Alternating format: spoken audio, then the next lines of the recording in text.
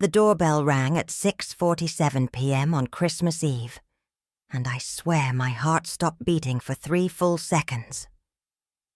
I was standing in my kitchen in Cleveland, stirring a pot of soup that was really just an excuse to keep my hands busy, when that sound cut through the silence of my house like a knife.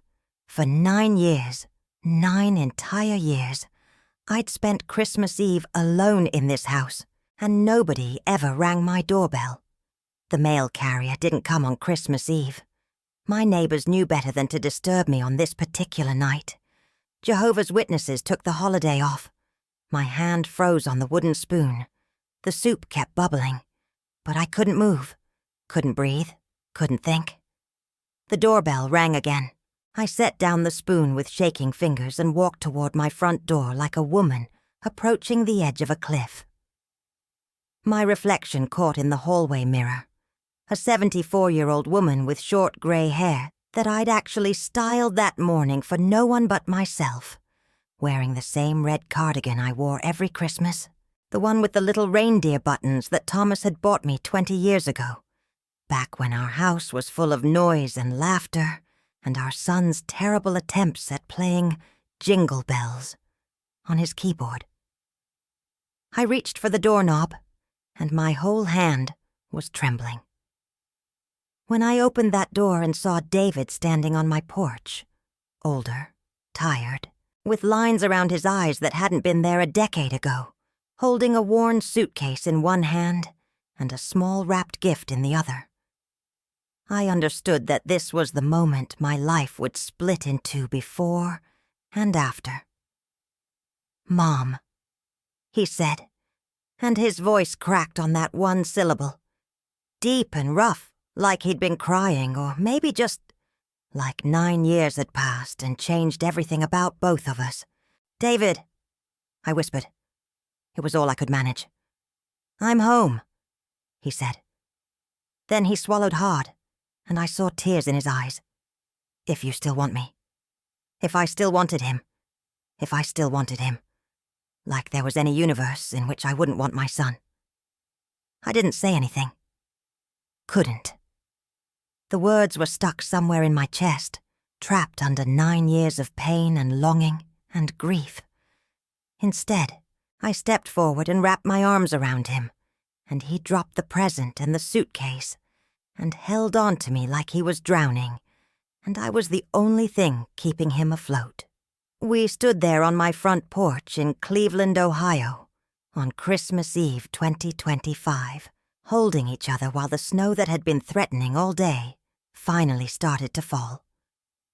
Soft, gentle flakes that caught in his hair and melted on my cheeks, mixing with the tears I couldn't hold back anymore. "I'm sorry," he said into my shoulder, his voice muffled and broken. "Mom, I'm so sorry. I'm so sorry." "Shh," I said, stroking his hair the way I used to when he was small and had nightmares. "You're here now. That's all that matters." But even as I said it, even as I held him, a part of my brain was screaming questions. Why now? Why after 9 years? What happened to bring him back? Is he okay? Is he in trouble? Is this real? Or am I having some kind of breakdown? I pushed the questions away. They didn't matter. Not right now. Right now, my son was home. And that was enough. Now, before I continue with what might be the most important story I'll ever tell, I need you to do something for me. This channel exists because of people like you, who take a moment to listen to real stories from real grandmothers who've lived through pain and come out the other side. If this story resonates with you even a little bit, please hit that like button. It takes 1 second and helps this channel reach other people who might need to hear that it's never too late for forgiveness. Subscribe and ring that bell so you don't miss other stories of hope and second chances. And please, comment below and tell me what you think of this story, or let me know what city or country you're watching from. Every comment, every like, every subscription helps this small channel grow and reach more people who need to know they're not alone. Your support means the world to me, and to this community of listeners we're building together. Thank you from the bottom of my heart. My name is Helen Marie Parker, and I was born in Akron, Ohio, in March of 1951. My maiden name was Sullivan, and I grew up in a working-class Irish-American family where love was shown through actions rather than words, and pride was valued almost as much as faith. I met Thomas Parker when I was 23 years old, working as a first-grade teacher at Lincoln Elementary School in Cleveland. He came to fix the boiler in the middle of January 1975, and I remember thinking he had the kindest eyes I'd ever seen on a man. He was a mechanic, worked with his hands his whole life, had grease under his fingernails that never quite came clean, no matter how hard he scrubbed. But those hands built our whole life together. We got married in June of 1976 in a small Catholic church in Cleveland Heights, with maybe 40 people in attendance. Nothing fancy, nothing extravagant, just real love and real promises. We moved into a little 2-bedroom house on Maple Avenue on the east side of Cleveland, a neighborhood of tree-lined streets and modest homes where everyone knew everyone else's business but also brought you casseroles when you were sick. Thomas and I tried for 4 years to have a baby. 4 years of hope and disappointment, of doctor visits and prayers, of watching my friends push strollers through the park while my arms stayed empty. I'd almost given up by the time David was born in August of 1980. I was 28 years old, and when they placed that tiny baby in my arms, I cried so hard the nurses got worried. David was our miracle, our only child, our entire world. I stayed home with him for the first 3 years, then went back to teaching part-time when he started preschool. Thomas worked long hours at Hendrick's Auto Shop on Euclid Avenue, sometimes 6 days a week, but he never missed David's baseball games or school concerts. We weren't rich, far from it.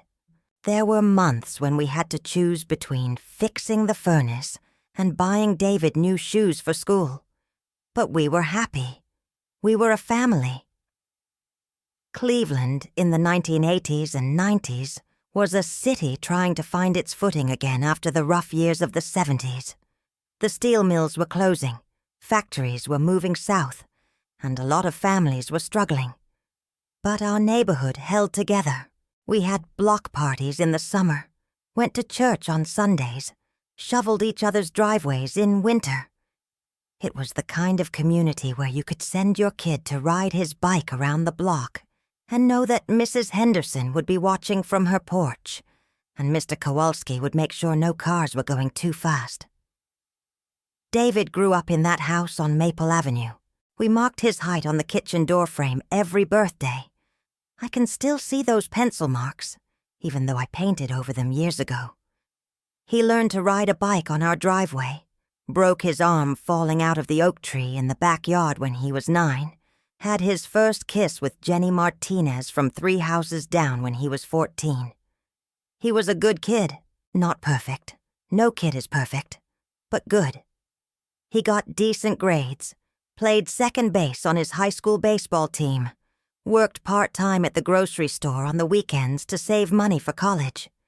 He wanted to be an architect from the time he was 12 years old, spent hours drawing elaborate buildings and cities in his notebooks. Thomas and I were so proud when David got accepted to Kent State University in 1998. We couldn't afford to pay for all of it, but between his part-time job, some small scholarships, and us scraping together what we could, he made it work. He came home most weekends, brought his laundry and his appetite, told us about his classes and his friends, and eventually about a girl named Sarah.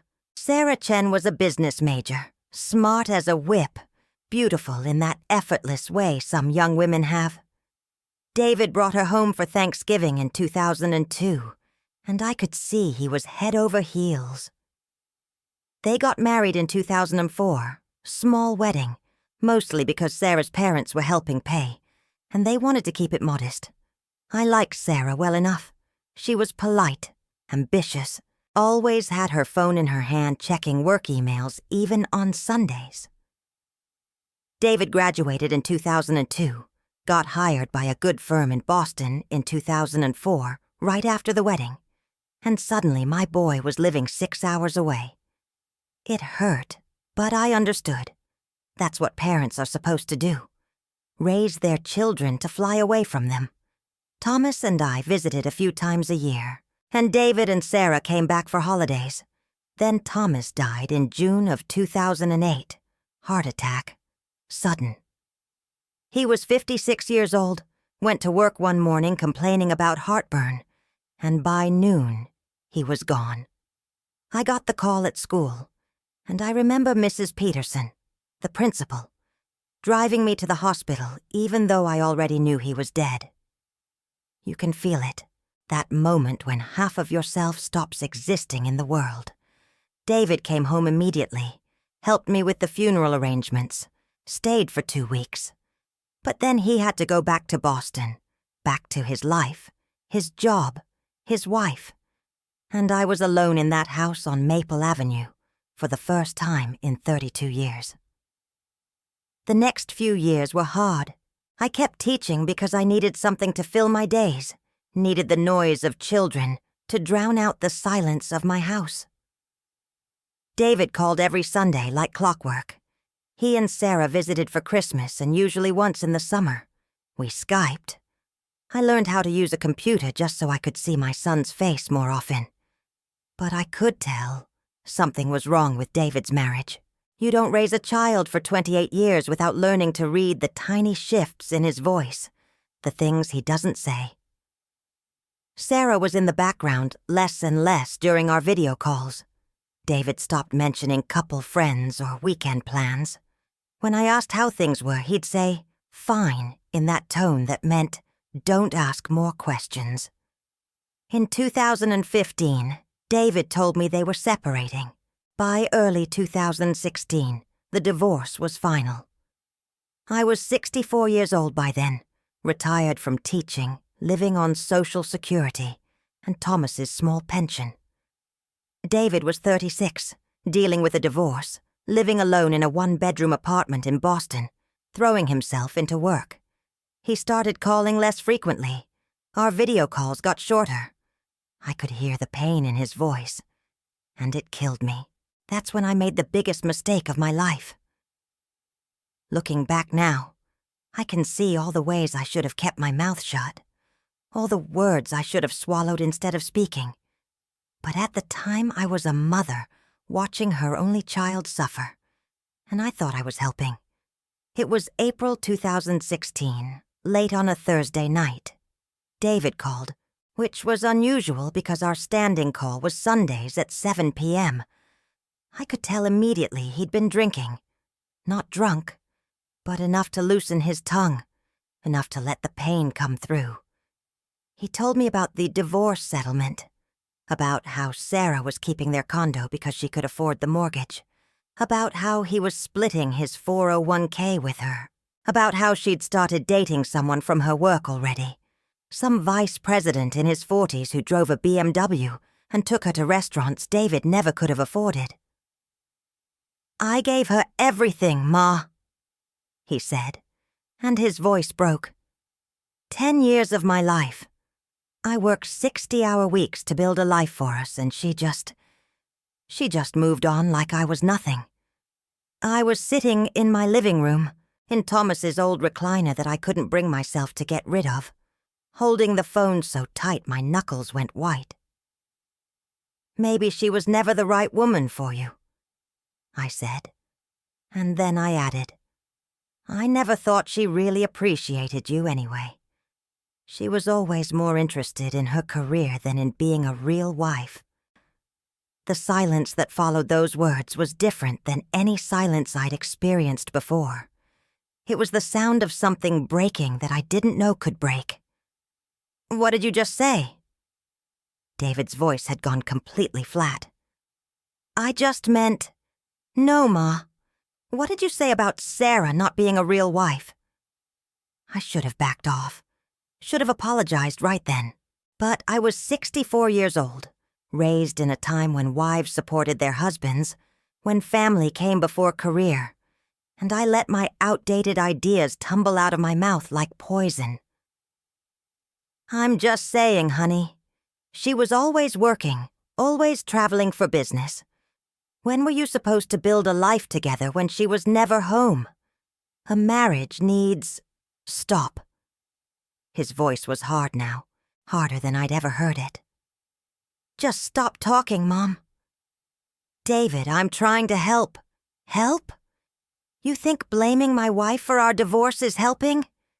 You think telling me she wasn't a real wife because she had a career is helping? I didn't mean it like that. Yes, you did. That's exactly what you meant. And you know what? Maybe the problem wasn't that Sarah worked too much. Maybe the problem was that I wasn't enough for her. Maybe the problem was me. Did you ever think of that? Of course not, sweetheart. You're wonderful, you're...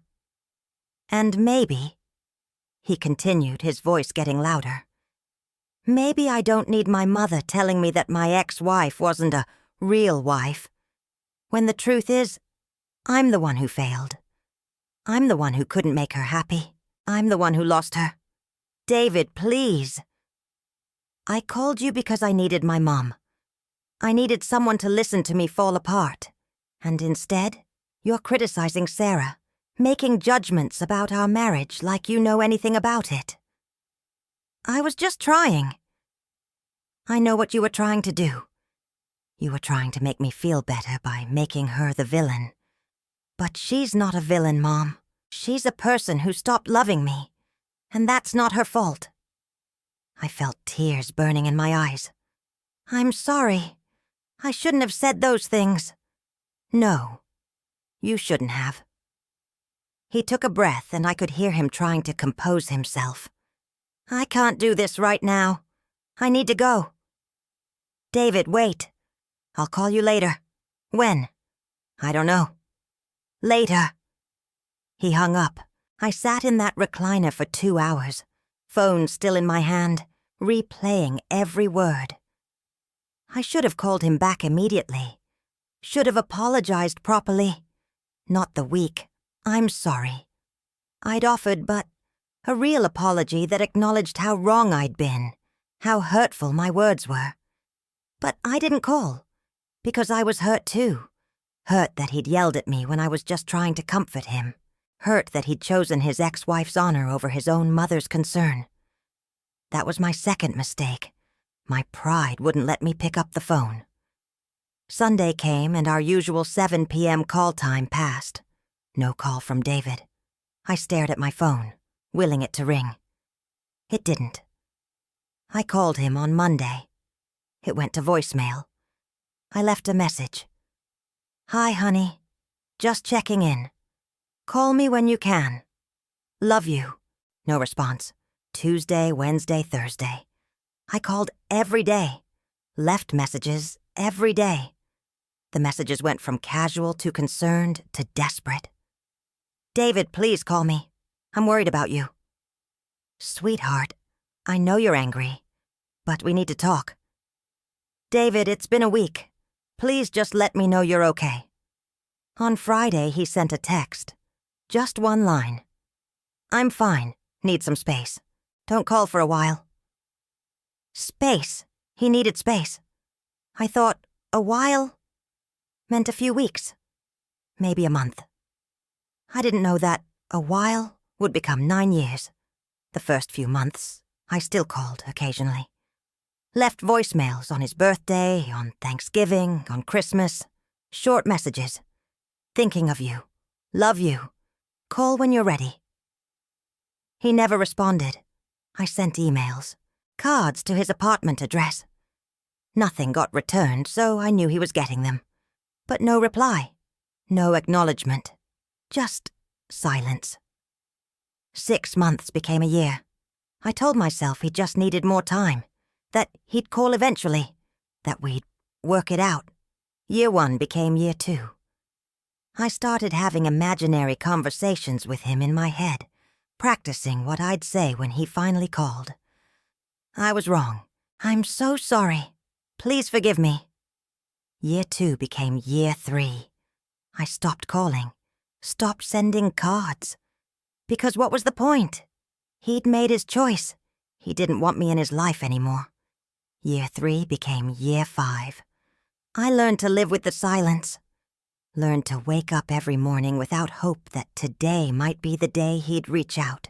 Learned to push down the pain so deep that sometimes I could go whole weeks without thinking about him. That's a lie.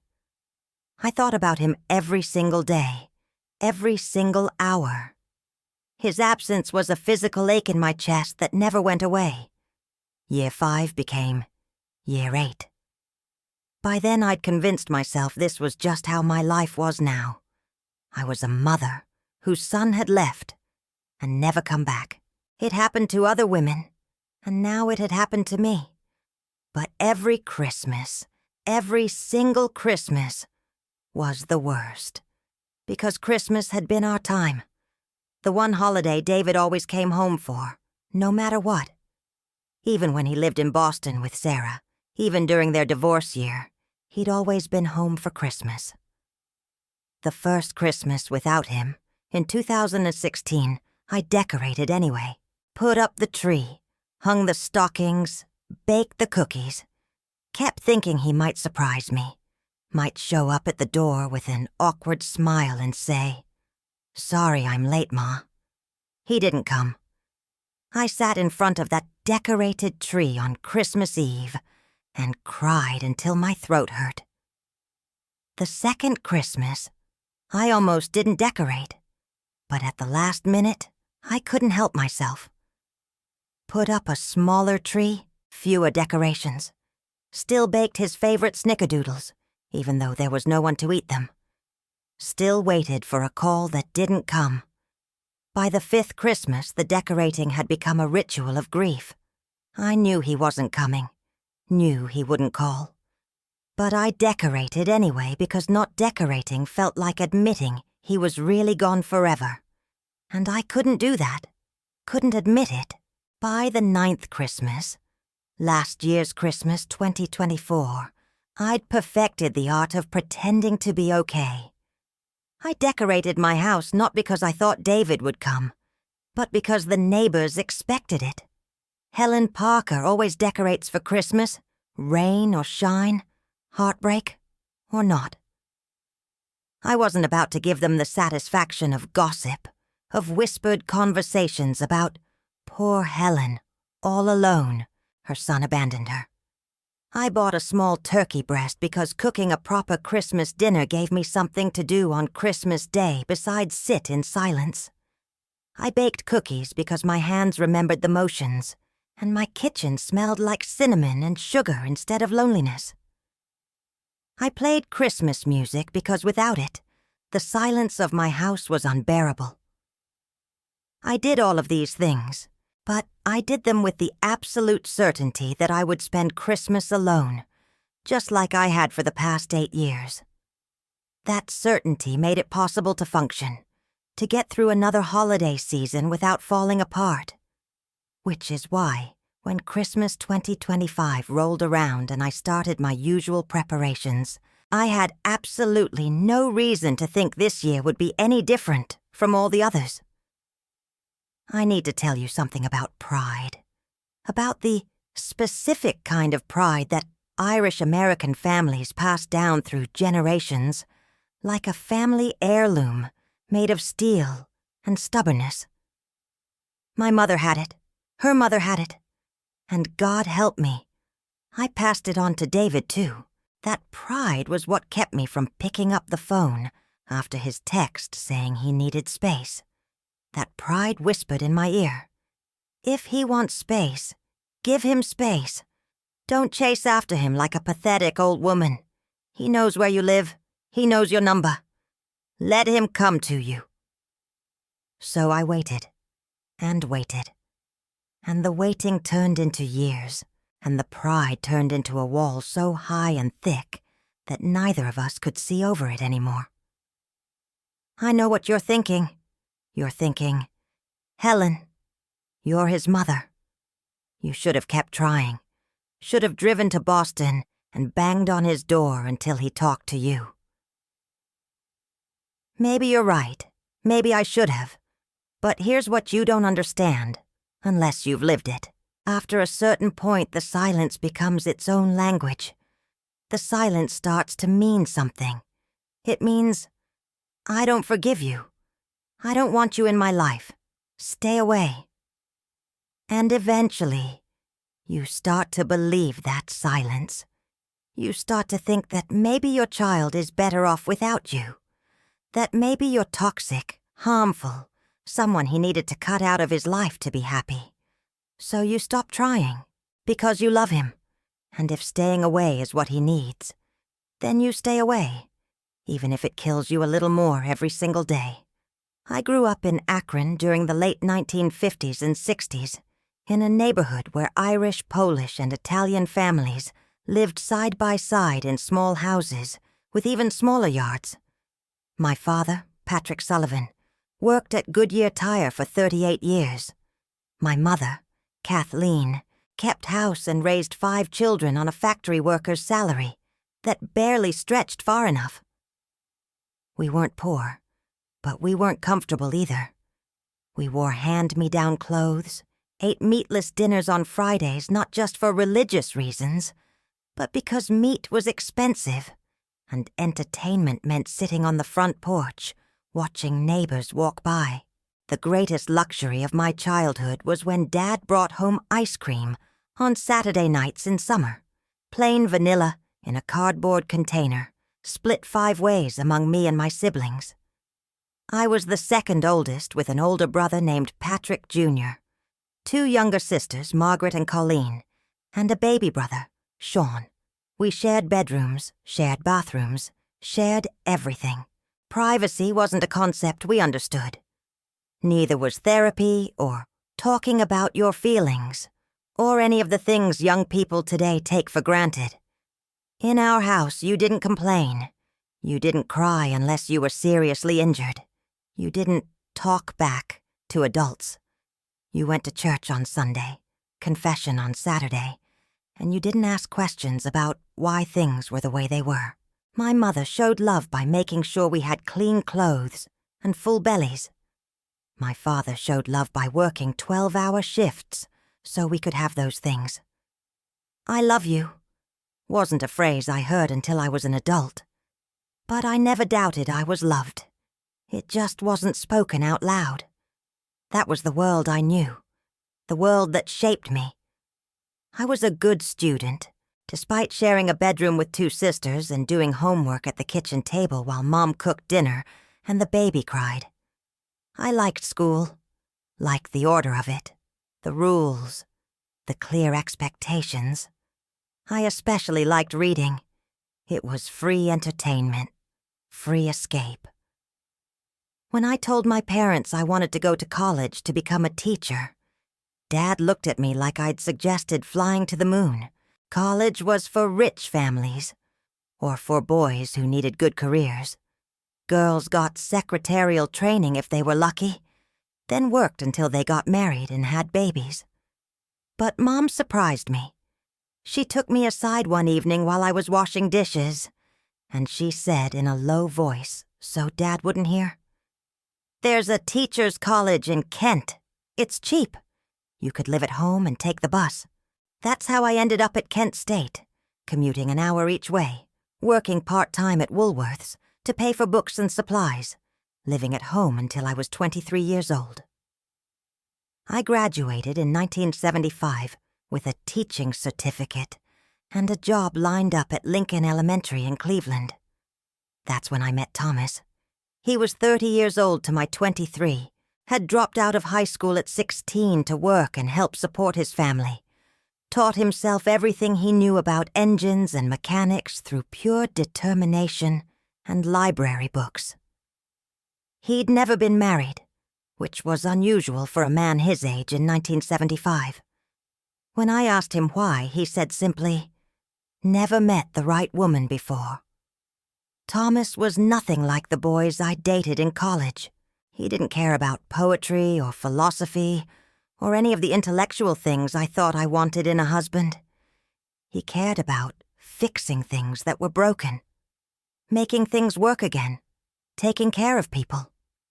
He courted me the old-fashioned way, picked me up for dates in his truck that always smelled like motor oil, brought me flowers he bought from the grocery store, opened doors, pulled out chairs, asked my father's permission before proposing. We got married in 1976, and I moved from my parents' house in Akron to our little house on Maple Avenue in Cleveland. 23 years old, married, starting my career as a teacher. I thought I had it all figured out. Then came 4 years of trying to have a baby. 4 years of negative pregnancy tests and doctor appointments and well-meaning relatives asking when we were going to start a family, as if we weren't already a family, just the two of us. 4 years of my mother-in-law suggesting maybe I should quit my job and focus on being a wife. 4 years of watching my younger sister Margaret pop out 3 babies in the time it took me to have none. 4 years of going to baby showers and christenings and birthday parties, smiling through the pain, pretending I was happy for everyone else while dying inside. By 1980, I'd almost given up, almost convinced myself that maybe this was God's plan, that maybe I wasn't meant to be a mother. Thomas and I had even started talking about adoption, looking into agencies, filling out paperwork. Then I missed a period. Then another. I didn't let myself hope. I'd been disappointed too many times before. But when the doctor confirmed it, when he showed me the ultrasound and pointed to that tiny flickering heartbeat, I sobbed so hard Thomas had to pull the car over on the drive home because I couldn't breathe. David was born on August 12, 1980, at Cleveland Metro Hospital. 7 pounds, 4 ounces. Perfect in every way. I held him and counted his fingers and toes 3 times, just to make sure they were all there. I stared at his tiny face and couldn't believe that this person, this whole, entire person, had come from me. The nurses had to pry him out of my arms so I could sleep. Even then, I kept reaching for the bassinet beside my bed, touching him to make sure he was real. For the first year of his life, I barely slept. Not because he was a difficult baby. He wasn't. But because I was terrified something would happen to him. That I'd wake up and he'd be gone. That this miracle I'd waited so long for would be taken away. Thomas used to find me at 3 a.m. standing beside David's crib, just watching him breathe. "He's okay, Helen," Thomas would say gently, guiding me back to bed. "He's fine. You need to sleep." But I couldn't, because David wasn't just my baby. He was my only baby, my miracle, my everything. Maybe that was the problem. Maybe I loved him too much, held on too tight, couldn't imagine a world where he didn't need me. Maybe that's why, when he did finally pull away, I couldn't handle it with any kind of grace. Cleveland in the 1980s was a city trying to reinvent itself. The steel industry was dying, manufacturing was moving overseas, and neighborhoods that had been thriving working-class communities were starting to struggle. Our neighborhood on Maple Avenue held on better than most, mainly because the people who lived there were stubborn and proud and refused to give up on their homes, even when property values dropped and stores closed. Thomas worked at Hendrick's Auto Shop, a family-owned garage that had been in business since 1952. The owner, Sam Hendricks, was a fair man who paid decent wages and didn't cheat his customers. Thomas started as a general mechanic in 1968 and worked his way up to shop foreman by 1985. He was good at what he did, really good. People would drive from across town specifically to have Thomas Parker work on their cars. The job didn't pay a lot, but it was steady. We had health insurance through the shop. We could pay our mortgage, keep food on the table, occasionally take David to Cedar Point Amusement Park in the summer as a special treat. I taught first grade at Lincoln Elementary, a job I loved despite the challenges. My students came from working-class families like mine, kids whose parents worked hard but didn't have much. I taught them to read, to write, to believe that education could be their ticket to something better. I kept pictures of every class I ever taught, boxes and boxes of them in our basement, young faces that I still remember decades later. Teaching didn't pay much either, but between Thomas's salary and mine, we made it work. We didn't take vacations beyond day trips. We didn't eat out at restaurants except for birthdays. We didn't buy new furniture unless something broke beyond repair. But we were comfortable. We were happy. David grew up in that environment of careful budgeting and hard work. He knew from a young age that money didn't grow on trees, that nothing came for free, that if you wanted something, you had to work for it. He got his first job at 14, bagging groceries at the finest supermarket on Coventry Road. Worked there through high school, saved every penny for college. Thomas and I were so proud of his work ethic, his determination, his focus on building a future for himself. When he told us he wanted to be an architect, I didn't even know what architects did beyond drawing buildings. But I could see the light in his eyes when he talked about it. The way he'd spend hours sketching impossible structures in his notebooks, imagining cities that didn't exist yet. "I want to build things that last," he told me once when he was 16, showing me a drawing of a skyscraper he'd designed. "I want to make something permanent." I should have known then that he was talking about more than buildings. He was talking about legacy, about leaving a mark on the world, about being more than just another working-class kid from Cleveland. When he got into Kent State's architecture program in 1998, we threw a party in our backyard. 20 people showed up, neighbors, Thomas's co-workers, my teaching colleagues, David's friends from high school.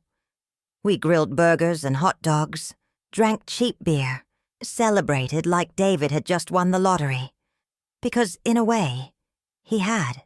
College was the lottery for kids like us. It was the door out of factory jobs and paycheck-to-paycheck living. It was the chance to be something different, something more. I remember Thomas pulling me aside during that party, putting his arm around my waist and saying, "We did good, Helen. Look at our boy. We did real good." He was right. We had done good. If only I'd remembered that 16 years later, when David's marriage fell apart, and he needed his mother to just listen instead of judge. If only I'd remembered that the boy who wanted to build things that last had seen his marriage crumble and felt like a failure. If only I'd kept my mouth shut and my outdated opinions to myself. But I didn't, and by the time I realized my mistake, the damage was already done. The years after Thomas died were the loneliest of my life, even before David stopped calling.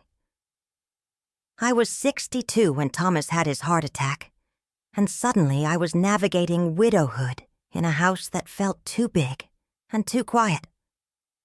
I'd wake up in the middle of the night and reach for him, forgetting for those first few seconds that he was gone, and the remembering hurt worse than anything I'd ever felt. People brought casseroles, sent cards, showed up at the funeral with tears in their eyes and promises to be there for you, Helen, anything you need. But after a few weeks, life moved on. People went back to their own lives, their own problems, and I was left alone with my grief and a house full of memories. I kept teaching for 2 more years, partly because I needed the income, and partly because I needed a reason to get out of bed in the morning. My students kept me going. Their energy, their questions, their absolute confidence that tomorrow would be better than today. It gave me something to hold on to. David called every Sunday. I lived for those calls. They were my anchor, my reminder that I still had family, still had someone in the world who cared whether I lived or died. He'd tell me about work, about the buildings he was designing, about Boston and its quirks and its traffic. I'd tell him about my students, about the neighbors, about the weather in Cleveland. We'd talk for 30, 40 minutes, and for that brief window of time I didn't feel so alone. I could hear the strain in his marriage even before he told me about it. The way Sarah's name appeared less and less in his stories. The way he'd changed the subject when I asked how she was doing. The way his voice sounded tired, defeated, older than 35 years had any right to make him. When he finally told me about the separation in 2015, I wanted to get in my car and drive to Boston. Wanted to hold my son the way I'd held him when he was a baby. When I could fix his problems by changing his diaper or giving him a bottle. But he was 35 years old, and his problems couldn't be fixed by his mother anymore. I should have understood that. Should have accepted it. Should have just listened when he called me that night, in April 2016, drunk and hurting and falling apart. Instead, I tried to make it better the only way I knew how. By taking his side, by making his ex-wife the villain, by giving him someone to blame, besides himself. And in doing so, I became someone he needed to cut out of his life. The first year of silence was agony. I called him on his birthday in August 2016, straight to voicemail. Called him on Thanksgiving, straight to voicemail. Called him on Christmas, straight to voicemail. I sent cards, long letters apologizing, explaining, begging him to forgive me. They never came back as undeliverable, so I knew he was getting them. But no response. By the second year, I'd stopped calling, but I still sent cards on his birthday and Christmas. Just simple ones. Thinking of you. Love you always. Mom. By the third year, I'd accepted that this was my reality now. I had a son who was alive somewhere in the world, but I would never see him again, never talk to him again, never know if he was happy or sad or healthy or sick. It was a special kind of grief, mourning someone who wasn't dead, missing someone who had chosen to disappear from my life. I retired from teaching in 2010, 4 years before Thomas died, and 6 years before David stopped talking to me. So at least I had that transition out of the way.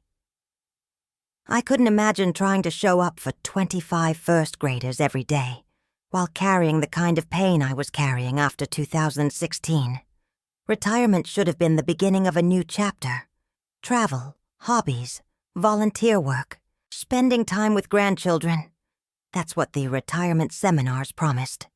Instead, my retirement became doctor's appointments, grocery shopping, gardening in the summer, and a whole lot of silence. I joined a book club at the local library.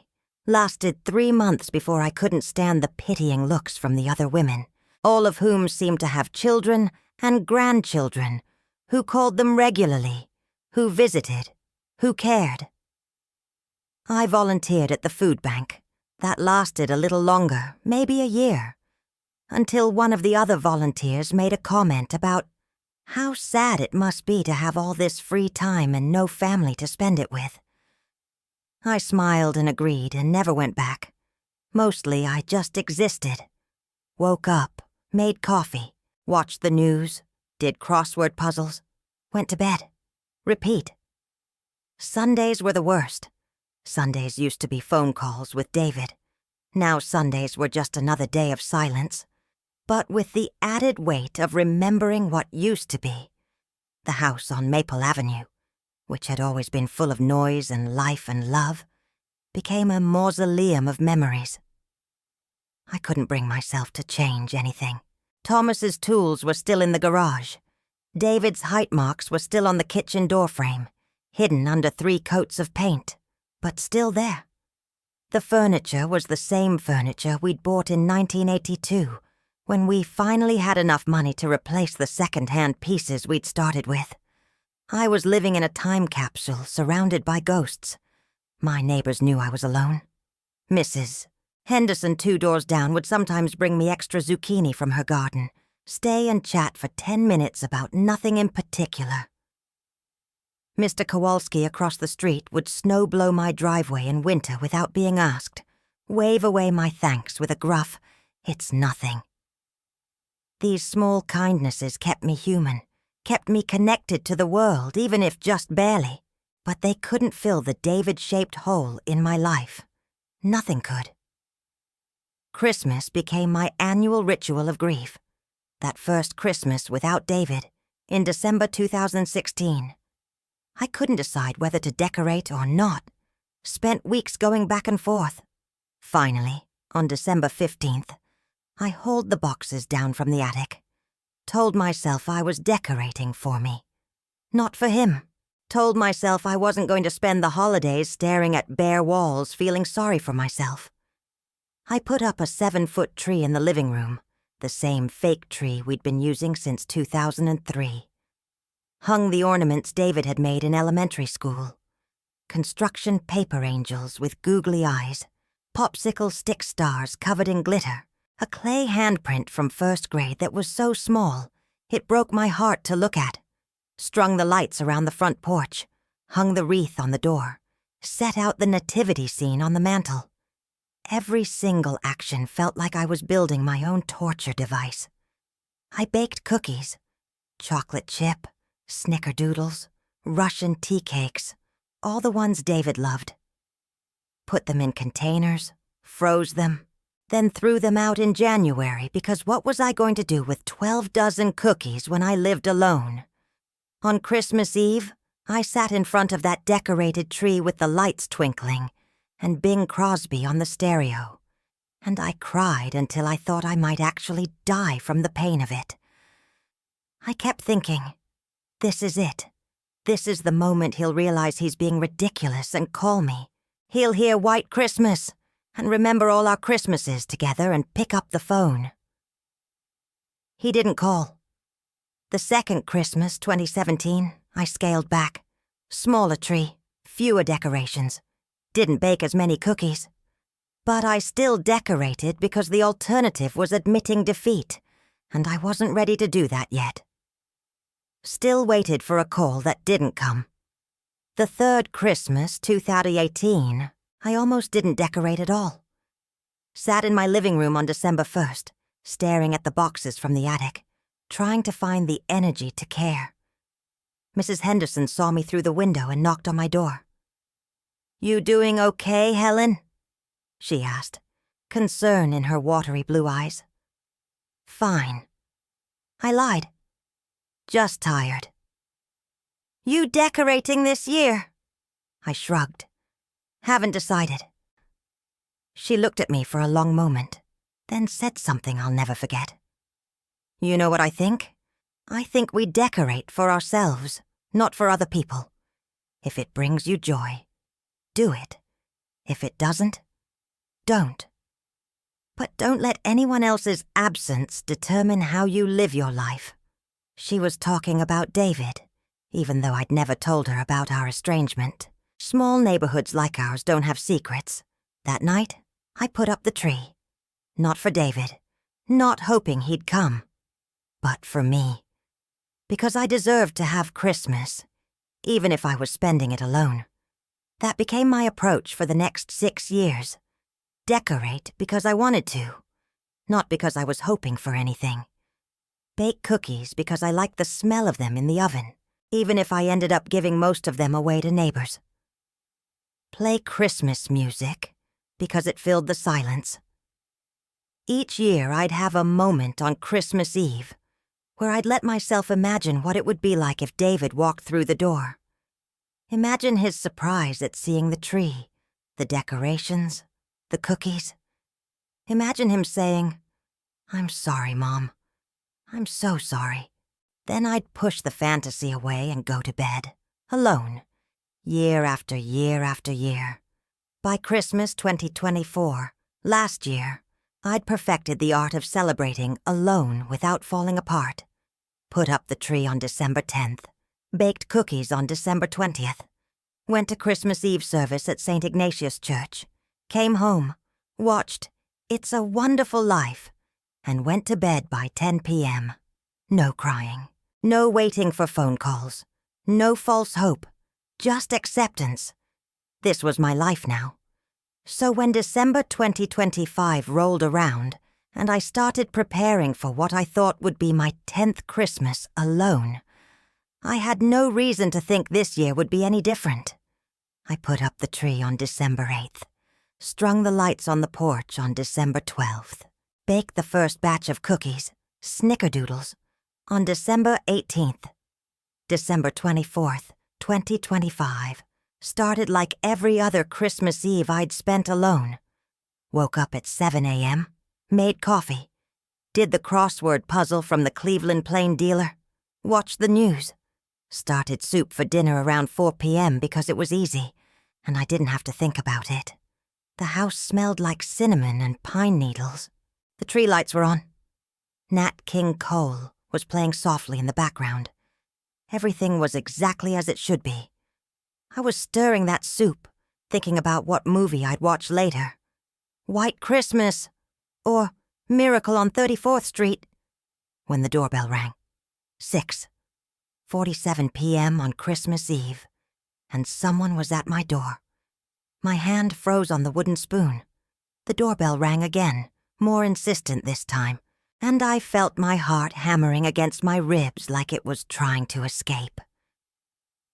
I set the spoon down carefully, turned off the burner, and walked toward the front door like a woman in a dream. My reflection in the hallway mirror showed a 74-year-old woman with gray hair and wide, frightened eyes, who rings doorbells on Christmas Eve at 6:47 p.m. Jehovah's Witnesses took the holidays off. The mail didn't run. My neighbors knew better. I wasn't expecting any deliveries. My hand reached for the doorknob and I noticed it was shaking. I took a breath, steadied myself, and opened the door. David, my son, my boy, standing on my porch after 9 years of silence. He'd aged. Of course he had. 9 years will do that to a person. There were lines around his eyes that hadn't been there before, gray at his temples that made him look distinguished, and heartbreakingly like his father.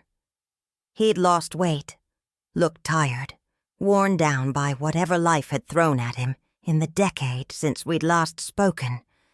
He was wearing a navy peacoat that looked expensive, better quality than anything I'd ever seen him wear before. A worn leather suitcase sat at his feet.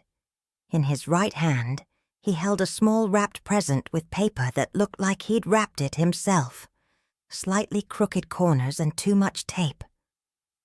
For a moment, we just stared at each other. I couldn't breathe, couldn't think, couldn't do anything except stare at this man who was my son, but also a stranger, familiar and foreign, all at once. "Mom," he said, and his voice cracked on the word. Deep and rough, like he'd been crying, or maybe just like 9 years had passed and changed everything about both of us. "David," I whispered. It was all I could manage. "I'm home," he said. Then he swallowed hard, and I saw tears in his eyes. "If you still want me. If I still wanted him. If I still wanted him. Like there was any universe in which I wouldn't want my son." I didn't say anything. Couldn't. The words were stuck somewhere in my chest, trapped under 9 years of pain and longing and grief. Instead, I stepped forward and wrapped my arms around him, and he dropped the present and the suitcase and held on to me like he was drowning, and I was the only thing keeping him afloat. We stood there on my front porch in Cleveland, Ohio, on Christmas Eve 2025, holding each other while the snow that had been threatening all day finally started to fall. Soft, gentle flakes that caught in his hair and melted on my cheeks, mixing with the tears I couldn't hold back anymore. "I'm sorry," he said into my shoulder, his voice muffled and broken. "Mom, I'm so sorry. I'm so sorry." "Shh," I said, stroking his hair the way I used to when he was small and had nightmares. "You're here now. That's all that matters." But even as I said it, even as I held him, a part of my brain was screaming questions. Why now? Why after 9 years? What happened to bring him back? Is he okay? Is he in trouble?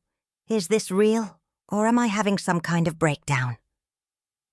I pushed the questions away. They didn't matter. Not right now. Right now, my son was home, and that was enough.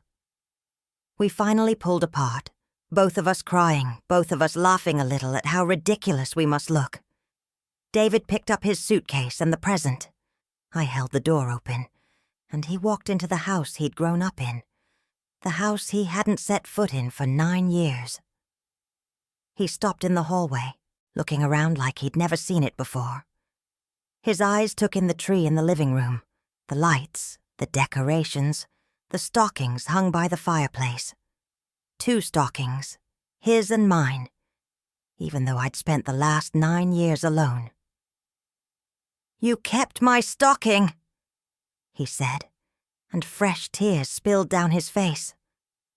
"Of course I did," I said. "You're my son. Nothing changes that." He turned to me, and the look on his face was pure devastation. "I don't deserve you." "Probably not," I agreed, trying for lightness even though my voice was shaking. "But you're stuck with me anyway." That made him laugh, a wet, broken sound that somehow felt like the most beautiful thing I'd heard in years. "Come on," I said, taking his arm.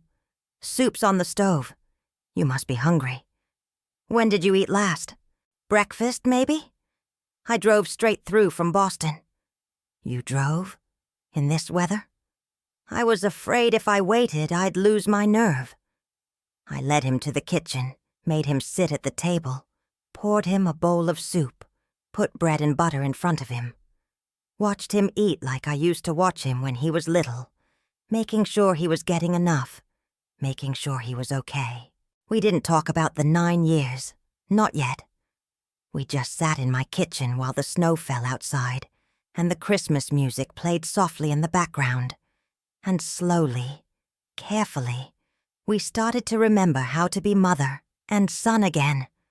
That's when I knew, with absolute certainty, that this was going to be the best Christmas of my life. But I'm getting ahead of myself again. To really understand what that doorbell ringing meant, you need to know about the 9 years that came before it, the signs I missed, the moments when reconciliation could have happened but didn't, the slow, painful evolution of grief into acceptance. You need to understand how I got to the point where I'd given up hope entirely, because only then can you understand the miracle of what happened next. The first year after David stopped talking to me was a masterclass in false hope. Every single day I woke up thinking, maybe today he'll call. Every time my phone rang, my heart would leap. Every time it wasn't him, it would sink a little lower. I kept my phone with me constantly, charged it obsessively, checked it every 5 minutes to make sure I hadn't missed a call or text. I was like a teenage girl waiting for a boy to call, except I was 64 years old, and the boy was my son, and the waiting felt like it might actually kill me. The first sign that maybe, just maybe, he hadn't completely written me off came in October 2016, about 6 months after our fight. I was at the grocery store, Heinen's on Coventry Road, doing my weekly shopping. Nothing special, just the usual. Milk, bread, coffee, whatever vegetables were on sale. I was in the produce section trying to decide between red and green peppers when I saw a woman I vaguely recognized from church. "Helen!" she called out, waving. "Helen Parker, is that you?" I smiled, trying to place her. Sandra something, worked in the church office. "I thought that was you," she said, coming closer. "Listen, I meant to tell you. I saw your son David last week at a function in Boston. He looks good. I didn't get a chance to talk to him, but I wanted to let you know I saw him." I felt the blood drain from my face. "You saw David? In Boston?" "Yes, at a wedding for my niece. He was there with the groom's family, I think. Old college friend, maybe?" I couldn't breathe. Did he look okay? Healthy?" "Oh yes, very handsome. You must be so proud." I thanked her, finished my shopping in a daze, drove home, and sat in my car in the driveway for 20 minutes, just processing. David was alive, healthy, going to weddings, living his life. The logical part of my brain said this changed nothing. He still wasn't talking to me, still hadn't forgiven me. But the mother part of my brain latched onto it like a lifeline. He's okay. He's not lying in a ditch somewhere. He's alive and okay. And maybe, just maybe, he'll come around eventually. I held on to that hope for months. The second sign came in March 2017, almost a year after our fight. I got a notification on Facebook. Yes, I was on Facebook. Had joined a few years earlier so I could see pictures of my former students and their families. David had blocked me months earlier, right after our fight, and seeing "You can no longer see David Parker's profile" had felt like a physical blow. But on March 15th, 2017, I got a notification that David had tagged me in a photo. My hands shook as I clicked on it. It was an old picture from 2006. David and Thomas and me at Cedar Point Amusement Park. Thomas had his arm around both of us, all three of us squinting into the sun and grinning. Someone else had taken the picture, probably a kind stranger we'd asked. The caption just said, "Miss you, Dad. 9 years today." March 15th, the anniversary of Thomas's death. Wait, no. Thomas died in June. This must have been his birthday, or maybe I'm remembering wrong. The point was, David had tagged me in the photo. Maybe by accident. Maybe he'd meant to crop me out and forgot. But he'd included me, and for the first time in a year, I saw evidence that I still existed in his world, even marginally. I stared at that photo for hours, memorized every pixel. The way Thomas's smile crinkled the corners of his eyes, the way David leaned into his father, the way I looked happy, genuinely happy, in a way I hadn't felt in years. I wanted to comment, wanted to write something, anything. I miss him too. I miss you both. Please talk to me. But I didn't. I was terrified that if I reached out, he'd remove the tag, block me completely. I couldn't bear that. So I just liked the photo. A single, pathetic click of a button that said, "I see you. I remember this. I miss it too." He didn't respond, didn't acknowledge it, but he didn't remove the tag either. I took that as a good sign. Looking back now, I realize I was reading tea leaves, finding meaning in meaningless things, because I was desperate for any connection to my son. The third sign was more substantial. It came in August 2017, on David's 37th birthday. I'd sent him a card like I did every year.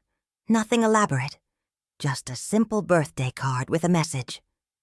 "Happy birthday, sweetheart. Thinking of you today and every day. Love always, Mom." I never expected a response. Hadn't gotten one for any of the other cards I'd sent. But 3 days after his birthday, I got a text message from his number. Just 3 words. "Thank you. David." I must have read those 3 words 1,000 times, analyzed them from every angle. What did they mean? Was he softening? Was this an opening? Should I respond? I wrote and deleted 50 different responses. Finally settled on something simple. "You're welcome, honey. I love you." He didn't respond to that. But he'd broken the silence, however briefly. That had to mean something. I convinced myself it meant he was ready to talk, ready to forgive. That any day now, he'd call. He didn't call. The fourth sign came in December 2017, that second Christmas. I'd sent my usual Christmas card. "Merry Christmas, David. You're always in my thoughts. Love, Mom." And didn't expect anything in return. But on December 27th, I got a card in the mail. A Christmas card. Generic winter scene with a church. No personal message inside. Just printed text saying, "Season's greetings," and a signature. David. That was it. No letter. No explanation. No olive branch. Just acknowledgement that I existed. I put that card on my mantel and looked at it every single day for months. Physical proof that my son remembered I was alive.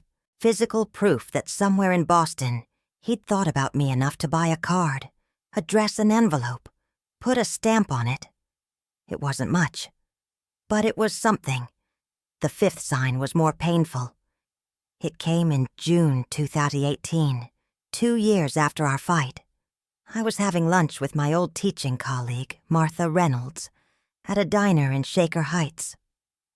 Martha had kept in touch after I retired, made an effort to get together every few months.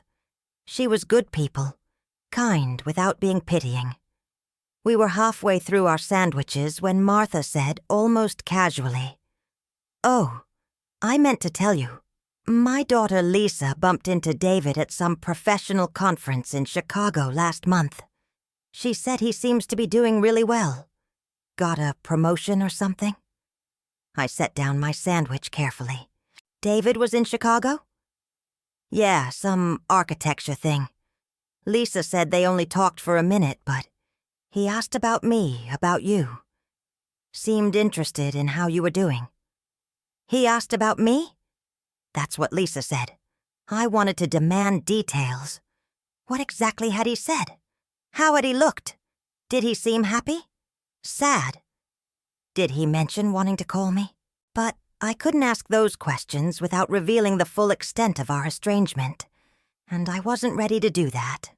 So I just nodded and said, "That's nice." Inside, I was screaming. He asked about me. He still cares enough to ask about me. I went home that day and almost called him. Stood in my kitchen with my phone in my hand for 30 minutes, his number pulled up, my thumb hovering over the call button. But I couldn't do it, because what if he didn't answer?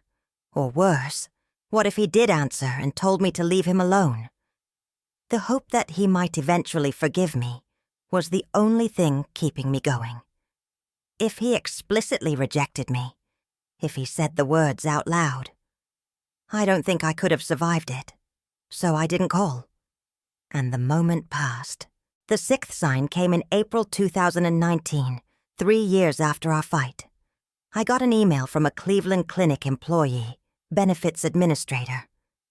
They were updating their records and needed confirmation that I'd removed my son from my emergency contact list, as he'd indicated he needed to be removed.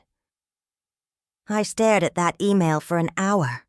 David had actively asked to be removed as my emergency contact. He'd taken a deliberate step to distance himself from me in a formal, legal way. This wasn't just silence anymore. This was active rejection. I should have removed him right then. Should have listed a neighbor or a friend. But I couldn't bring myself to do it, because removing David as my emergency contact felt like admitting he was really gone. Like acknowledging that if something happened to me, he wouldn't want to know. I never responded to that email. They probably followed up with phone calls, but I ignored those too. For all I know, David is still listed as my emergency contact, even though he doesn't want to be. Sometimes pride and hope look a lot alike. The seventh sign came in November 2019, just before Thanksgiving. I was at the library, returning books, when I overheard 2 women talking. One of them was going through a divorce, and she was telling her friend about a support group she'd joined. It's specifically for people dealing with family estrangement, she said. Parents who haven't talked to their kids in years, siblings who've cut each other off, that kind of thing. It's been really helpful. I froze in place, pretending to browse the new release shelf while I listened. "How'd you find out about it?" her friend asked. "A guy in my divorce support group told me about it. Said it changed his life, helped him understand why he'd cut off his mother, and how maybe he could fix it someday." A guy in her divorce group who'd cut off his mother. It probably wasn't David. Boston was 6 hours away. This was Cleveland. The odds were tiny. But I went home and searched online for family estrangement support groups in Cleveland. Found one that met monthly at a community center in Lakewood. Spent 2 hours debating whether to go. In the end, I didn't. Because going would mean admitting out loud to strangers that my son had cut me out of his life. Would mean saying the words, family estrangement, and having them apply to me. I wasn't ready for that. The 8th and final sign came in February 2020, right before COVID shut down the world. I got a friend request on Facebook from someone named Jennifer Hartley. I didn't recognize the name, but her profile picture showed a woman about David's age, professional looking, pretty. I accepted the request, curious, and immediately got a message from her. "Hi, Mrs. Parker. You don't know me, but I'm a colleague of David's. He mentioned once that you used to be an elementary school teacher, and I'm looking for advice about becoming a teacher as a career change. Would you be willing to chat sometime? No pressure if not." My heart stopped. David had mentioned me to a colleague, had talked about me enough that this woman knew what I used to do for a living, which meant I wasn't completely erased from his life. Wasn't a secret he was hiding. I responded immediately, said I'd be happy to help, gave her my phone number. We talked for almost an hour. She asked good questions about teaching, about the realities of classroom management and lesson planning and dealing with parents. At the end of the call, I couldn't help myself. I asked, "How is David? Is he doing okay?" There was a pause. Then, "He seems good. Keeps to himself mostly. Works a lot. But he seems happy enough." "That's good," I said, fighting back tears. "That's really good." After we hung up, I sat in my living room and cried, because my son was happy without me. Moving through the world, making connections, helping colleagues, living his life, and I wasn't part of it. That was the moment I truly gave up hope. I stopped looking for signs, stopped analyzing every tiny interaction for hidden meaning, stopped waiting for the phone to ring. I accepted that this was my reality. I had a son who was alive and healthy and happy somewhere in Massachusetts, and I would never see him or talk to him again. Then COVID hit in March 2020, and the whole world shut down, and I spent the next year isolated in my house, and the isolation felt appropriate. It felt like the physical manifestation of what my life had already become. I didn't get COVID, thank God. Got vaccinated as soon as I was eligible in early 2021, wore my mask, followed the rules, stayed home. And in that enforced isolation, I made peace with my loneliness. Or at least, I told myself I did. The years from 2020 to 2025 blur together in my memory, each one not much different from the last. I developed routines. Routines kept me sane, gave structure to days that otherwise had no purpose. Monday mornings, grocery shopping at Heinen's, same time every week. Tuesday afternoons, library, return old books, check out new ones. Wednesday mornings, doctor's appointments when needed, otherwise household chores. Thursday afternoons, Martha Reynolds for lunch, every other week without fail. Friday mornings, garden work in the warm months, Nothing particular in winter. Weekends. Church on Sunday morning. Crossword puzzles. Television. Books. I lived like clockwork. Predictable. Safe. Small. I stopped sending David cards after 2022. Figured 6 years of silence was message enough. He didn't want contact, and I needed to respect that, even if it killed me. I removed him from my Facebook entirely in 2023. Couldn't bear seeing his profile picture anymore, wondering what his life looked like, who he was spending time with, whether he ever thought about me. By 2024, I rarely thought about him anymore, except on specific dates. His birthday, Christmas, the anniversary of our fight. That's a lie. I thought about him every single day. But I'd gotten better at pushing the thoughts away, at functioning, despite the grief. My neighbors probably thought I was doing well. I kept up my house, kept my garden nice, smiled and waved when I saw people. I'm sure they had no idea that every night I went to bed in a house that felt haunted by all the people who weren't there anymore. Thomas, David, the version of myself who used to believe that love was enough to keep a family together. In November 2024, I turned 74. Martha took me to lunch. We went to the same diner we always went to, ordered the same thing we always ordered. She gave me a birthday card with a $20 gift card to Barnes & Noble inside. "Any plans for the big day?" she asked. "This is it," I said, smiling. "Lunch with my favorite person."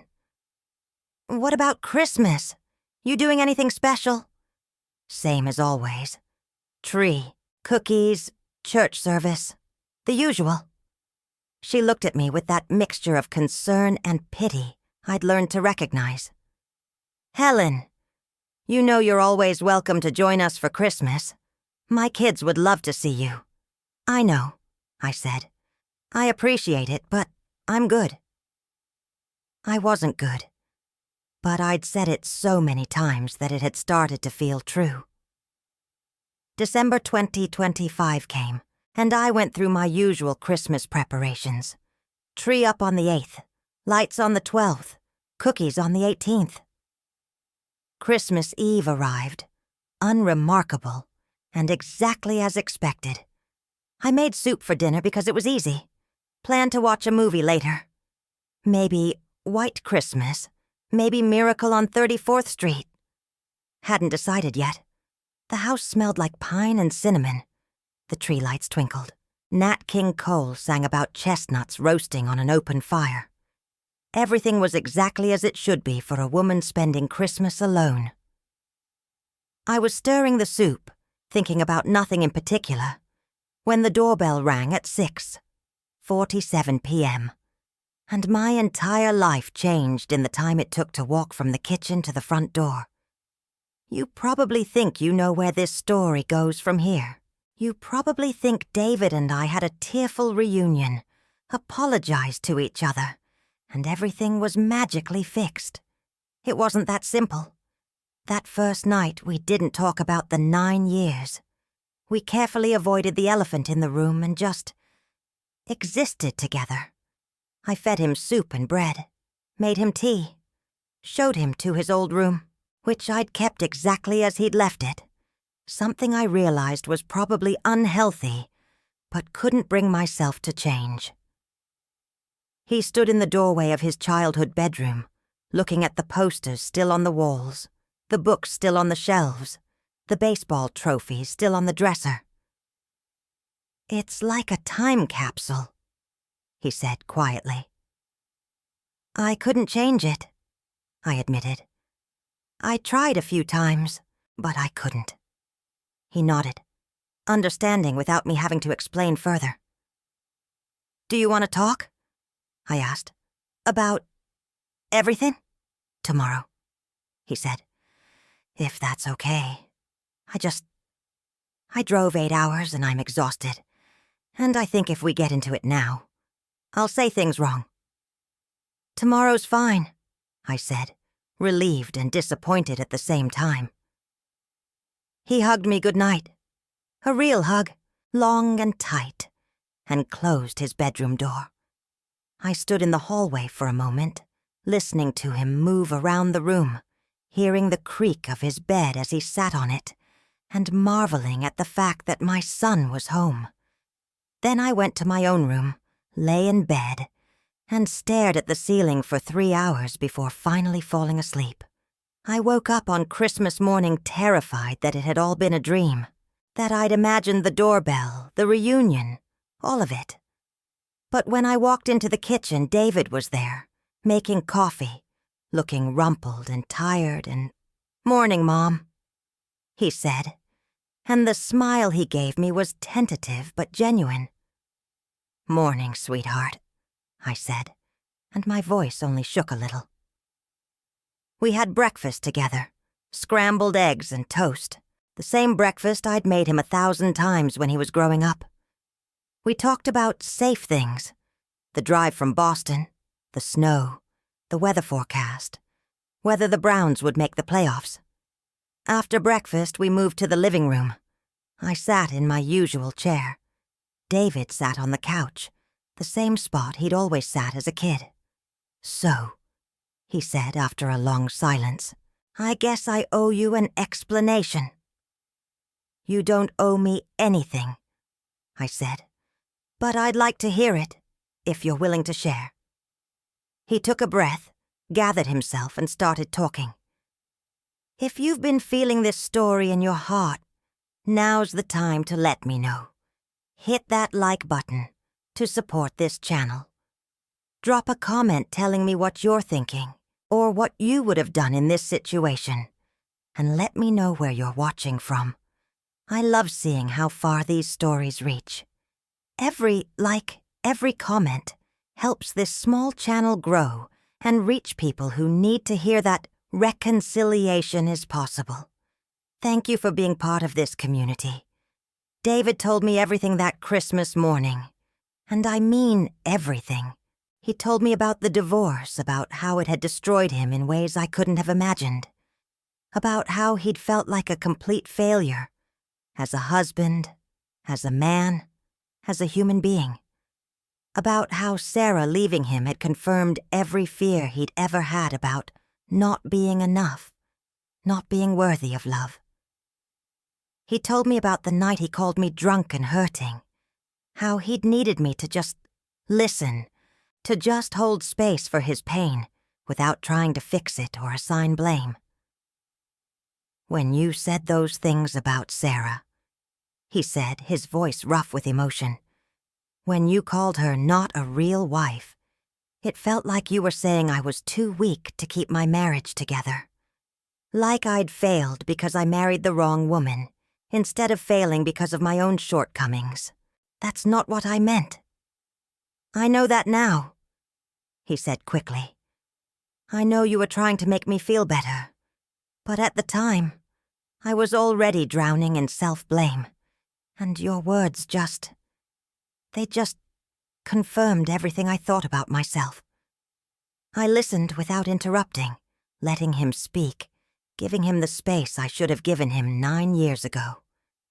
He told me about therapy, about how he'd started seeing a therapist in May 2016, right after our fight, and had been going weekly ever since. About how it had taken him 4 years just to work through the divorce, and another 5 to work through his relationship with me. "I was so angry at you," he said. So angry. But I was also angry at myself for being angry, because you're my mom, and you were just trying to help. It was this circular thing I couldn't break out of." "Why didn't you just tell me?" I asked, my voice barely above a whisper. "Why cut me off completely, instead of just telling me I'd hurt you?" He looked at me with tears in his eyes, because I didn't know how to be hurt and angry without being cruel, and I didn't want to be cruel to you. So I just removed myself from the equation entirely. It was the saddest thing I'd ever heard. He told me about the last 9 years of his life, about getting promoted to senior architect at his firm in 2019, About buying a condo in Cambridge in 2021. About dating occasionally, but never seriously. Never letting anyone get close enough to hurt him again. He told me about all the times he'd almost called. Birthdays, Christmases, random Tuesdays when something happened that made him think of me.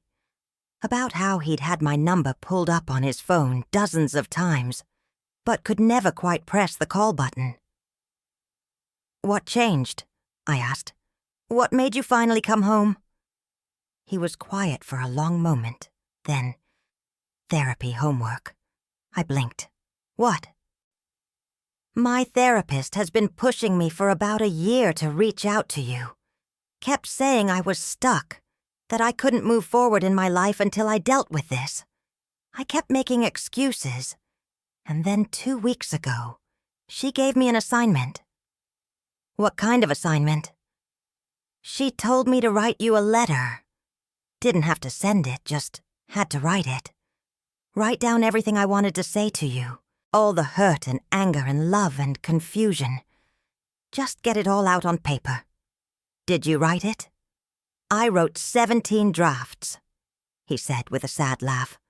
"Started on December 10th. Wrote and rewrote and rewrote. And somewhere around draft number 12, I realized something." "What?" "That I didn't want to send a letter. I wanted to say it to your face. I wanted to come home." My vision blurred with tears. "So you just decided to come? Just like that?" "Not just like that. I spent 3 days arguing with myself about it. Made a list of pros and cons. Called my therapist for an emergency session. Almost chickened out a dozen times." "What made you go through with it?" He looked at me, and his eyes were red and wet. "I was sitting in my condo on December 23rd, and I realized I was about to spend my 10th Christmas without my mom. And I thought, what am I doing? What is all this pride and anger worth if it means I die without ever seeing her again? What if something happened to her, and I never got the chance to say, 'I'm sorry'? Oh, David. I packed a bag that night. Didn't sleep. Just kept packing and unpacking and packing again. Left at 4 a.m. on Christmas Eve. Drove 8 hours straight. Sat in my car outside your house for 30 minutes, trying to work up the nerve to ring the doorbell." "You were outside for 30 minutes? At least, maybe 40. Kept thinking you might not want to see me. Might slam the door in my face. Might have moved on and built a life that didn't include a son who abandoned her." I started crying in earnest then. "David, I never moved on. I could never move on from you. You're my son. You're my whole heart." "I know that now," he said. "I think I always knew it. But knowing something and feeling it are different things." We sat in silence for a while, both crying, both trying to process 9 years of pain in the space of one Christmas morning conversation. Finally, I asked the question I'd been afraid to ask. "Can you forgive me? For what I said, for hurting you when you needed me most?" "I already have," he said simply. "I forgave you about 3 years ago, in therapy. But forgiving you and being ready to talk to you were 2 different things. I needed to forgive myself first." "For what?" "For cutting you off. For letting pride and pain turn into almost a decade of silence. For missing Dad's anniversary every year and never acknowledging it with you. David, we should have been grieving together, and instead I was grieving alone out of pure stubbornness." "I was grieving alone too," I said quietly. "I know. And I'm so sorry." I stood up, crossed the room and pulled him into a hug. He was taller than me, had been since he was 16. But in that moment he felt like my little boy again, small and scared, and needing his mother. "I'm sorry too," I whispered into his shoulder. I'm sorry for every hurtful thing I said. I'm sorry for not being the mother you needed in that moment. I'm sorry for all of it.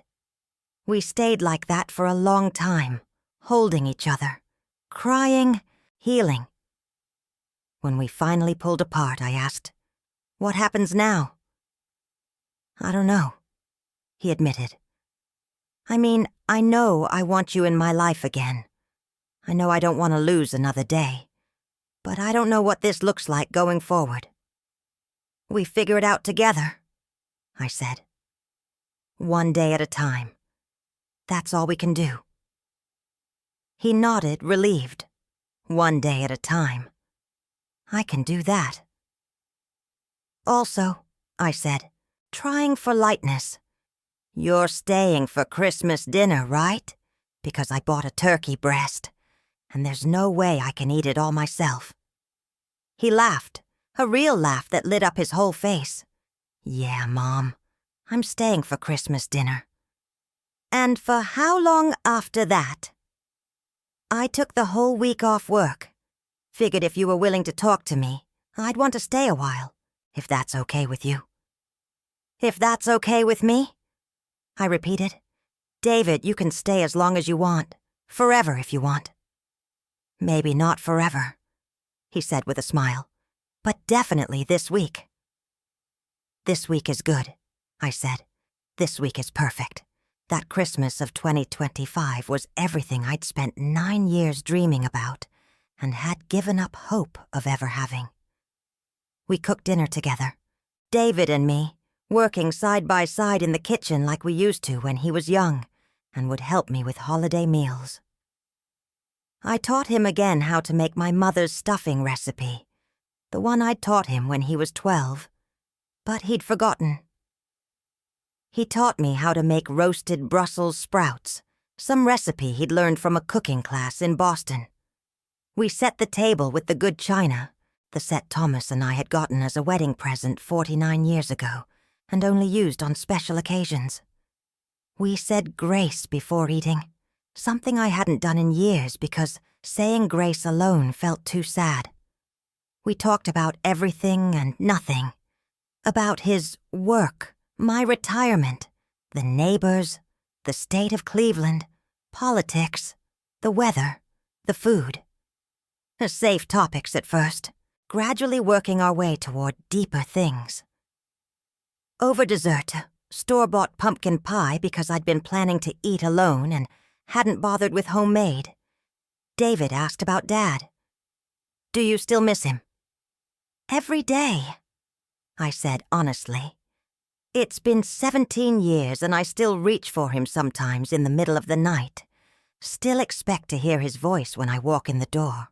I miss him too, especially these last 9 years. He would have known what to say to fix things between us." "Your father wasn't great with words," I said with a sad smile. "But he was great at showing up, at being present, at loving people through actions instead of words. Like showing up on someone's doorstep after 9 years. Exactly like that. He would have been so proud of you for coming here, for being brave enough to try to fix things." David nodded, processing. Then, "I'm sorry I wasn't here more after he died. I know you needed me, and I was dealing with my own grief, and I wasn't there for you the way I should have been." "You were there," I said firmly. "You called every week, until our fight. You visited when you could. You were building your own life, which is exactly what you should have been doing. I never expected you to drop everything and take care of your grieving mother. But these last 9 years were hard," I admitted. "The hardest of my life. But they're over now. We can't get them back, but we can make sure we don't waste any more time."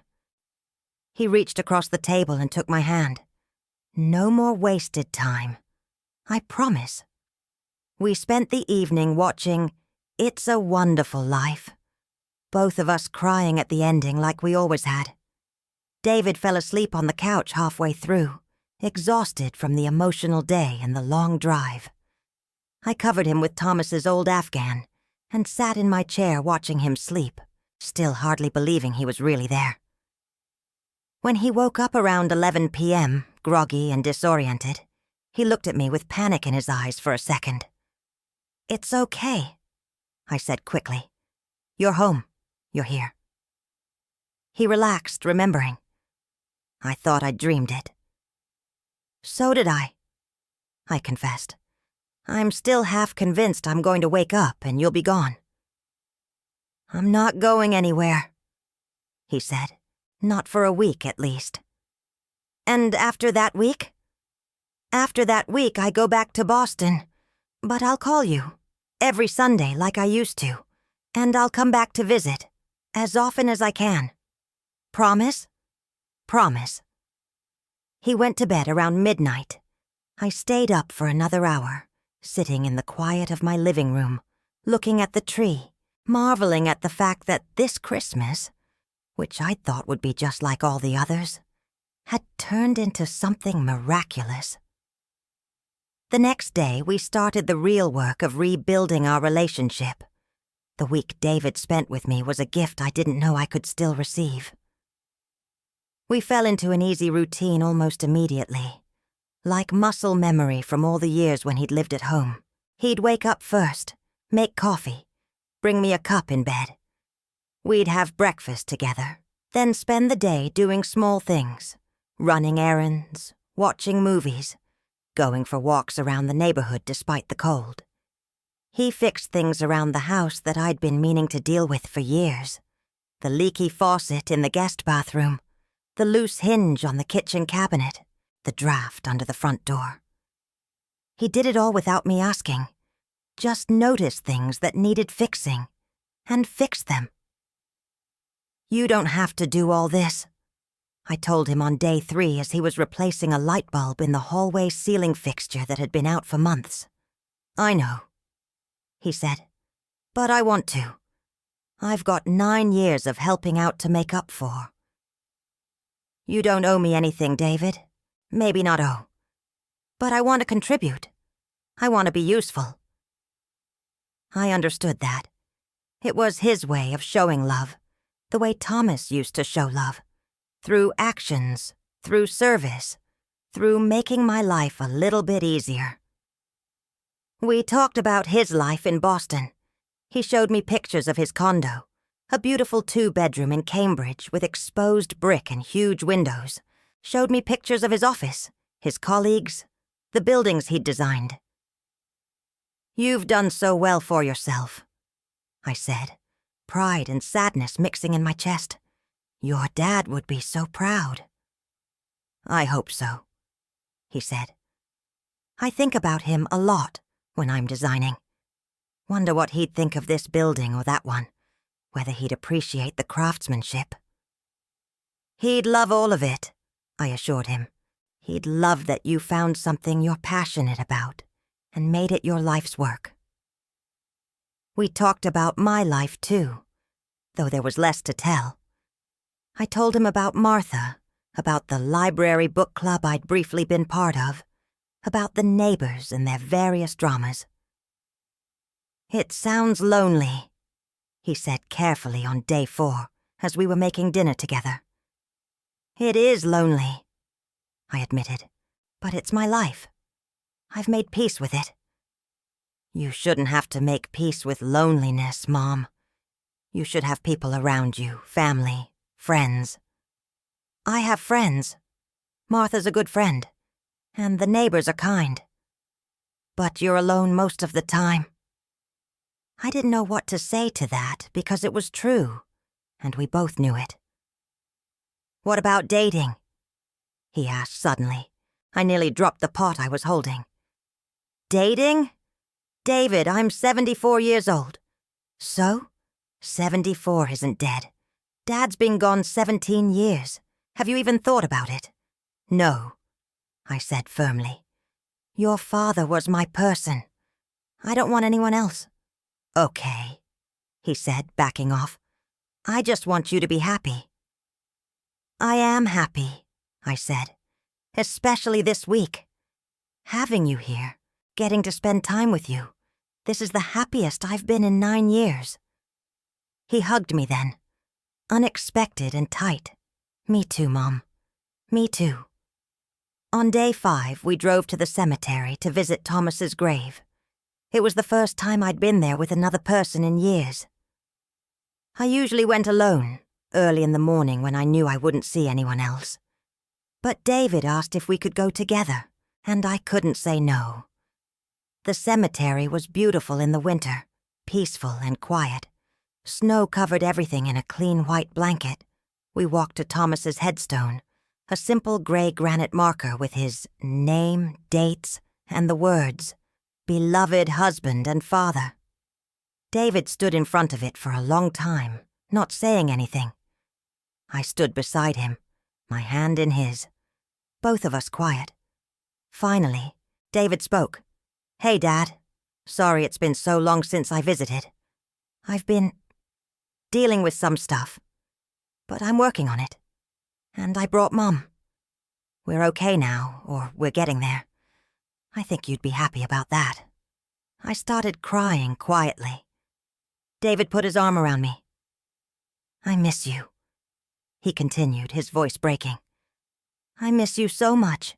I wish you were here to tell me I'm doing the right thing, fixing things with Mom. I wish I could ask your advice about everything I've messed up." "He'd tell you he's proud of you," I said softly. "He'd tell you that coming home took more courage than staying away, and that he loves you no matter what." "You think so? I know so." We stayed at the cemetery for almost an hour, talking to Thomas, talking to each other, finding peace in the cold and quiet of that place. On day 6, we talked about the future. "I want you to come visit me in Boston," David said over breakfast. "Soon. Maybe in February or March." "Really? Really? I want to show you my life there. My condo, my office, my favorite restaurant. I want you to see what I've built." "I'd like that," I said, feeling a flutter of excitement I hadn't felt in years. "I'd really like that. And I'll come back here too, as often as I can. Maybe every other month, once a month. I haven't figured out the logistics yet, but I want to see you regularly." "We could also video call," I suggested. "Like we used to do.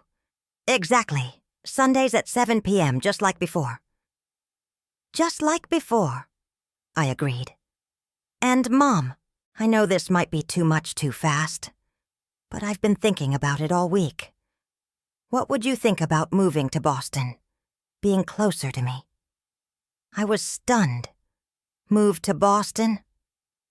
You could sell this house, get a nice apartment near me. We could see each other all the time. You wouldn't have to be alone anymore." "David, this is my home.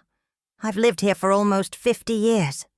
I know, and if you want to stay, that's okay.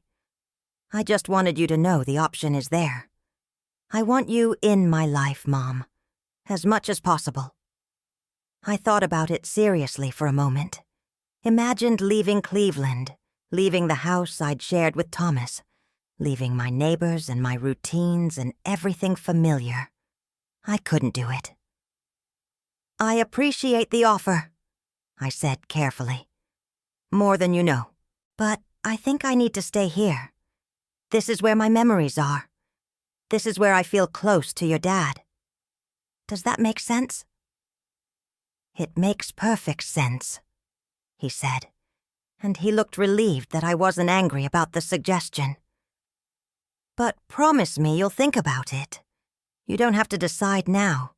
Just keep it in mind as an option." "I promise I'll think about it."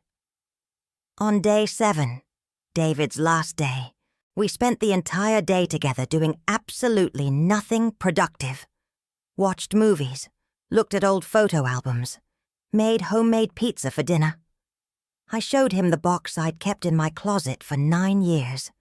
Every card I'd sent him, some returned to sender or simply unanswered. Every letter I'd written and never mailed. Every newspaper clipping about his firm or projects he'd worked on that I'd found online and printed out. He cried when he saw it all. "You kept all of this?" "Of course I did. You're my son. I kept everything." He held one of the cards I'd sent, birthday 2019, I think, and read it slowly. "I'm sorry I never responded to these. I'm sorry I let my pride keep me from reaching out. We both let pride get in the way," I said. "But it's over now. We don't have to do that anymore." That night, his last night, we stayed up late talking about everything we'd missed in 9 years, about hopes for the future, about what we'd learned from all this pain. "I don't want to make the same mistakes again," David said around midnight, both of us exhausted but not wanting the day to end. "I don't want to let fear or pride or hurt feelings keep us apart ever again. So we make a pact," I suggested. "No matter what happens, no matter what arguments we might have in the future, we don't disappear on each other. We don't do the silent treatment. We talk it out, even when it's hard." "Deal," he said immediately. "No more silence. Even if we're angry, we stay in communication." "Even if we're angry," I agreed.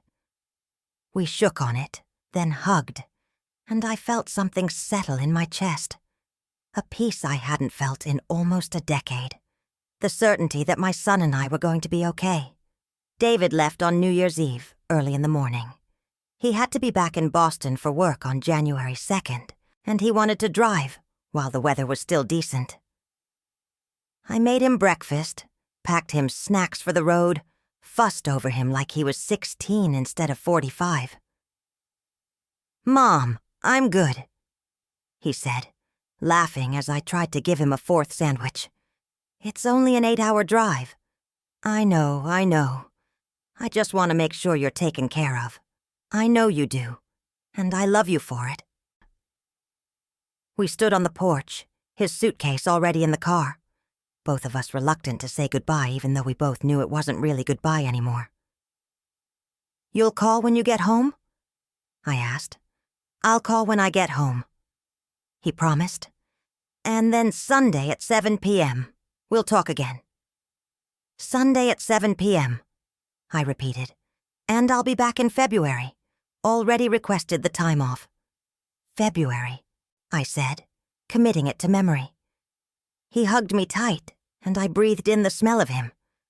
Coffee and the cologne he'd been wearing since college, and something essentially David that I'd never been able to name.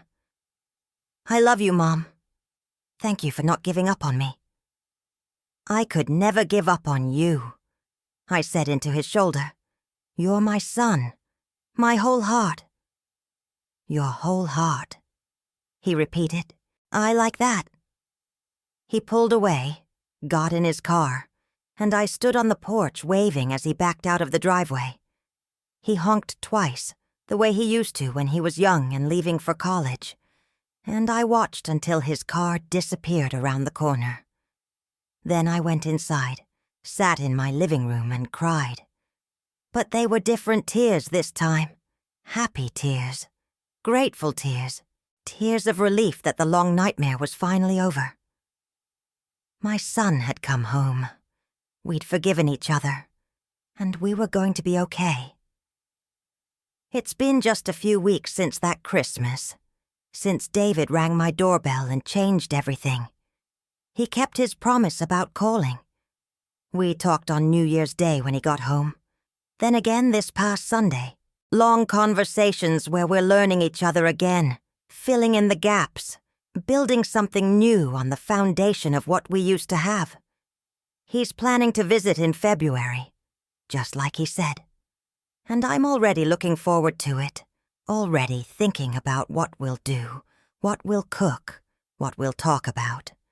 I still live alone in this house on Maple Avenue. That hasn't changed, but it feels different now. Less like a mausoleum and more like a home again, because I know that I'm not alone anymore. I have my son back. I have my family back. We've had a few small disagreements already. About politics, about whether I should finally get a smartphone. He thinks yes, I think maybe. About whether I'm eating enough vegetables. But we've kept our pact. We talk through it. We don't let silence build walls between us. It's not always comfortable, but it's healthy, and that's what matters. I'm not going to lie and say everything is perfect now. I still have moments of sadness when I think about the 9 years we lost. Still wish I could go back and keep my mouth shut during that phone call in April 2016. Still grieve for the time we can never get back. But I'm learning to be okay with imperfection. Learning that relationships are messy and complicated, and sometimes you hurt the people you love most, and sometimes they hurt you, and the only thing you can do is forgive and move forward. I'm 74 years old now. I don't know how many years I have left. Don't know how many more Christmases I'll get to spend with my son. But I know this. Whatever time I have left, David will be part of it. He'll be in my life, and I'll be in his. And we won't waste another day on pride or anger or fear. Because life is too short, and love is too important. And sometimes, miracles happen on Christmas Eve, when you've given up hope entirely.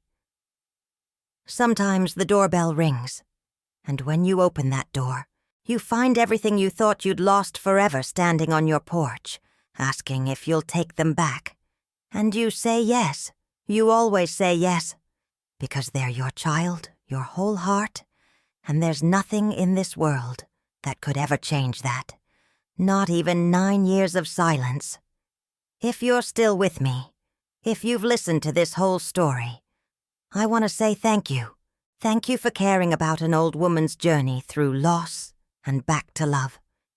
And if you're dealing with estrangement from someone you love, whether you're the parent or the child, the one who left or the one who was left, I want you to know something. It's never too late. It's never too late to say you're sorry. Never too late to forgive. Never too late to pick up the phone or drive to someone's house or ring their doorbell and say, "I'm here. I'm ready. Can we try again?" Pride is a terrible thing to waste your life on. Fear is an even worse thing to let control you. I almost lost my son forever because I couldn't swallow my pride and apologize properly. He almost lost me because he was afraid I wouldn't want him anymore. We were both wrong. We were both foolish. And we're both incredibly lucky that we got a second chance. Not everyone gets that second chance. Some people wait too long, and the person they're estranged from dies before they can reconcile. Some people let the silence become so permanent that there's no bridge left to rebuild. Don't be those people. If there's someone in your life you've been estranged from, someone you miss but are too proud or too scared to reach out to, please think about taking that first step. It doesn't have to be perfect. It doesn't have to be a big, dramatic gesture. It can be as simple as a text message saying, "I miss you," or a card saying, "I'm sorry," or showing up on their doorstep and saying, "Can we talk?" The worst thing that can happen is they say no, but the best thing that can happen is they say yes, and you get your person back. Isn't that worth the risk? I'm 74 years old, and I've learned a lot of hard lessons in my life. But the hardest, most important lesson I've learned is this. Love is all that matters in the end. Not pride, not being right, not protecting yourself from potential hurt. Just love. Choose love. Choose forgiveness. Choose connection over self-protection. Choose to pick up the phone. Choose to send the card. Choose to ring the doorbell. Choose to say, "I'm home if you still want me."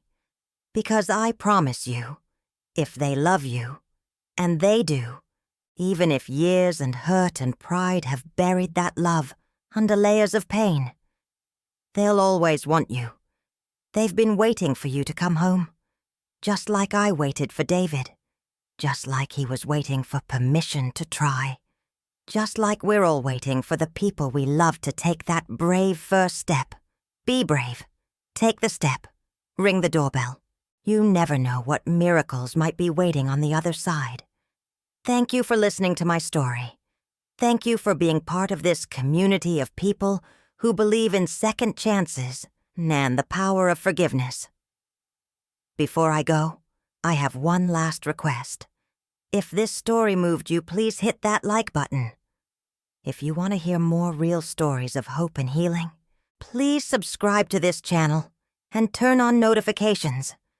And please, leave a comment telling me what you thought, what it made you feel, or where you're watching from.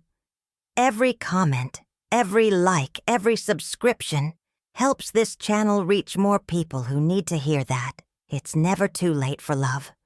Thank you. From the bottom of my heart, thank you. Merry Christmas. Happy New Year. And may you all find the courage to ring whatever doorbells you've been afraid to ring. With love, Helen.